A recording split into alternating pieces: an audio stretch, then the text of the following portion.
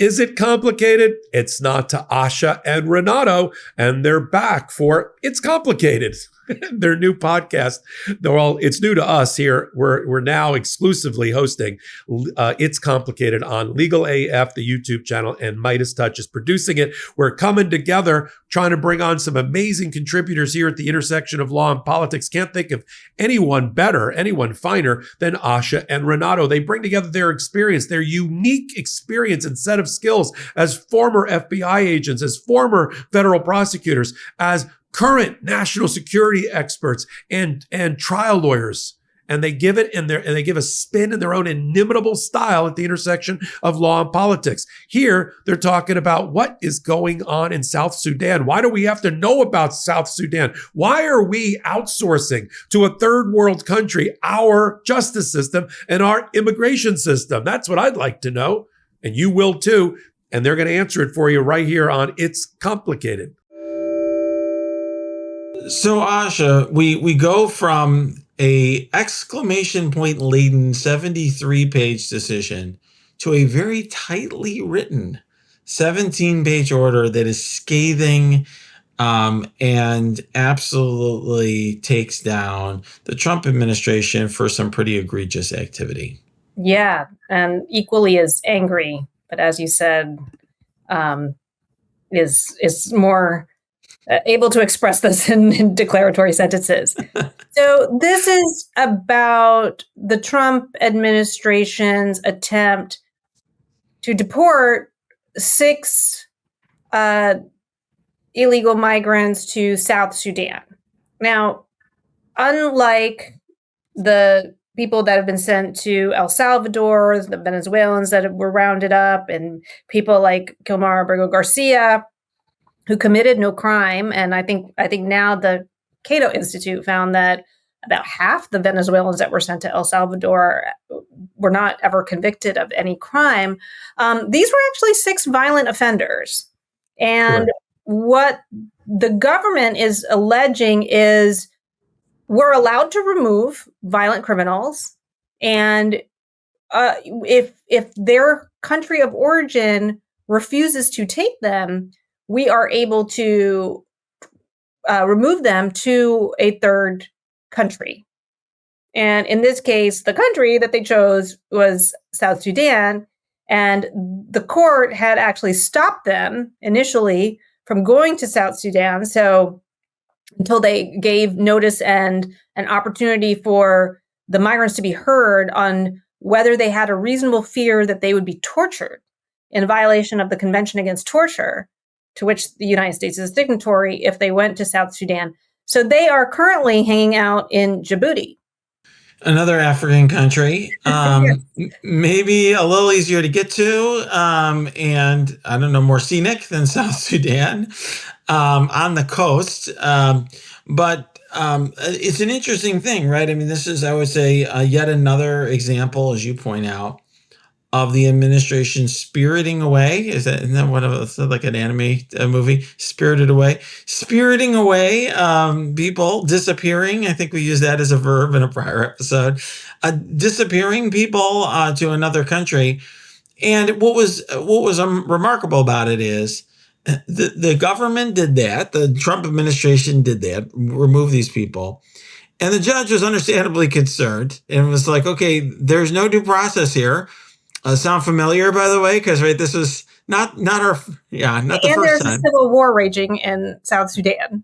Yeah, it's a place. They're better at basketball. They almost beat the men's basketball team in the Olympics. True story. That's where Luol Deng is from. More trivia for today, for today's episode. But very one of the most is war torn country. Yeah. One of the newest countries in the world to break off of Sudan that is, I think it's fair to say, has a very low standard of living and a lot of challenges. So understandably could use all the money from the United States that it could get. But in any event, here's a situation where we've talked about this in prior episodes. You can't just spirit people away to other countries without giving a due process. We've talked a lot about due process being, the ability to sort of challenge that, in this case, that removal and give it an opportunity to be heard. Here it was whether or not, for example, you might have a reasonable concern about being tortured or something like that in this new country. But in any event, there was a hearing in which the Trump administration was asked about this, and basically suggested to the judge that they can provide due process from South Sudan. Like they're gonna, like, I don't know, fly rent judges out there or whatever. Djibouti. I thought it was they were going to do. Was it Djibouti? Yeah, I thought it was in Djibouti. Yeah, in Djibouti. Excuse me. You're going to get a bunch of like administrative judges out to Djibouti to do your hearings there for an inexplicable reason. I don't know why you would rather do it there than like Dallas or something. But in any event, that was what they had offered to the judge.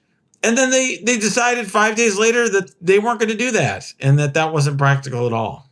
Well, they suggested to the judge they can do that. And so the judge said, okay, I'll leave it up to you so that I'm not tying your hands. Like, I'm not going to force you to bring them back. And to answer your question on why not do it in Dallas, I think right now they don't want to provide any indication that they can or will bring people back once they get them out. I think that's their trump card, right? So actually they got a win where the judge said, okay, I'm going to defer to your, branch and your judgment on how best to do this. But as long as they get an opportunity to be heard, and then they came back and asked for a stay of that order. And this is why the judge is mad, because the judge was like, why are you asking me to stay the remedy that you asked for and that I gave you?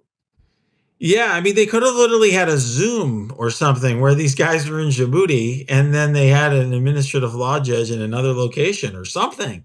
There's certainly ways to get that done that would be a lot easier than challenging this. But I think it's either that they don't want any limits on their authority, but I think more likely, Asha, that the left hand doesn't know what the right hand is doing. And, it really seemed like the lawyers in court who were making those representations didn't realize that the administration didn't actually want what they asked for. That's possible. Or they didn't think that the court was going to grant them that kind of leeway. Like maybe they were banking on the judge saying, no, you have to bring them back, just like they did for Abrego Garcia and these other people. And then they could stonewall and say, oh, we don't have to bring them back, or we have no. I mean, I think it's harder to make the argument here that they can't bring them back, because I think the plane is like sitting in Djibouti, and I think they stopped there and with permission. Like, in other words, right, that they're still in constructive custody of the United States. I don't think there's much question. But yeah, so then they were kind of hoisted by their own petard, as Shakespeare would say, when the judge said, okay, fine, do it there. So it really seems like they are just anti-due process. Like, they are really against this idea, maybe because even if they were to give it even on Zoom to these people, then it is conceding that they can or should give it to all of these other people to whom they have denied due process. And I think this is just about not conceding an inch. I mean, this is sort of they're just drawing a line in the sand. And I think especially with these defendants, I think maybe it's interesting that they picked 6 people that are violent offenders, because I think the blowback from Kilmar Abrego Garcia and the gay barber and all of these other sympathetic people who are like, I have an autistic son or nephew and I have a tattoo about that. People are like, what are you all doing? It's much harder to rally public sympathy for, violent criminals. And these people did some bad things. And I think they're kind of banking on maybe this is going to help sway public opinion, or maybe be able to paint judges as being obstacles to removing dangerous people from this country. Yeah, it's interesting too. We've talked a little bit about venue before. District of Massachusetts, not a good spot for the Trump administration. First Circuit, Court of Appeals, not the circuit that they would want to be in at this point in time.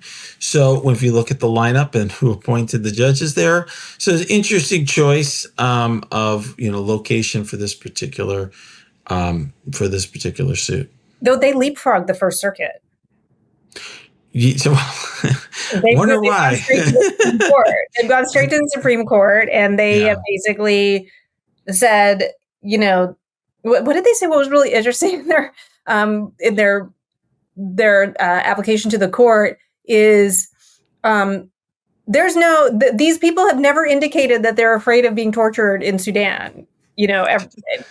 Like on the day that we told them that they're going, or something like that. Like, in other words, they never expressed any fear. And it's like, well, that's not really the point. Like, you're supposed to have a hearing, but I think they are really doubling down on the fact that these are convicted criminals of violent offenses. Yeah, and look, the fact that they went to the Supreme Court just shows you that the administration is standing behind this and they want to fight it.